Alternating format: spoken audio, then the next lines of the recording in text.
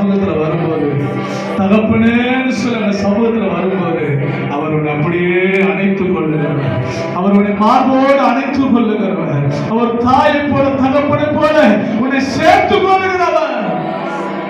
உன் கண்ணீரை துடைக்கிற காரணம், உன் கண்ணீரை துடைக்கிற ஒரே ஒரு தெய்வம் அவர் ஒருவர்.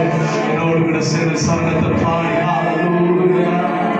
ஒருவேளை குடும்பத்துல, வாழ்க்கையில, பிள்ளைகளோட வாழ்க்கையில, தனிப்பட்ட வாழ்க்கையில பல விதமான பிரச்சனைகளோடு போராட்டத்தோடு, என்ன செய்வதுன்னு தெரியாத குழப்பத்தோடு கூட, இதுவரைக்கும் இவங்க இருந்தாங்க, அவங்க இருந்தாங்க, எல்லாம் இப்ப யாரும் இல்ல, எப்பேற்பட்ட நிலைமை வந்திருந்தாலும் ஆண்டவருடைய சமூகத்தை அவரை நோக்கி பார்க்கிற பொழுது உன் கண்ணீரை துடைக்கிற ஒரே ஒரு தெய்வம், உன்னை மார்போடு அணைத்துக் கொள்ளுகிற ஒரே ஒரு தெய்வம், அப்பான்னு சொல்லி நீ கூப்பிடுகிற பொழுதெல்லாம் ஓடி வந்து உன்னை கரம் பிடித்து நடத்துகிற ஒரே ஒரு தெய்வம் இயேசு மாத்திரமே, இயேசு மாத்திரமே.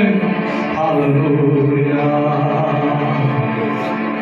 கண்ணீர் துடைக்கும் காருண்யமே, மன்னித்து மறக்கும் தாயுள்ளமே, கண்ணீர் துடைக்கும் காருண்யமே, என்னை மன்னித்து மறக்கும் தாயுள்ளமே.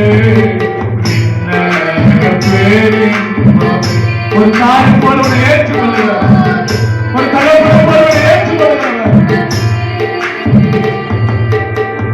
அப்பா உம்மை நேசிக்கிறேன், ஆர்வத்தோடு சொல்லுங்க, ஆர்வத்தோடு, விருப்பத்தோடு, உற்சாகத்தோடு உம்மை நான் நேசிக்கிறேன்.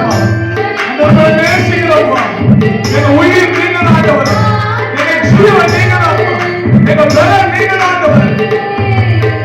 அப்பா உம்மை நேசிக்கிறேன், ஆர்வத்தோடு நேசிக்கிறேன். மறுபடியும்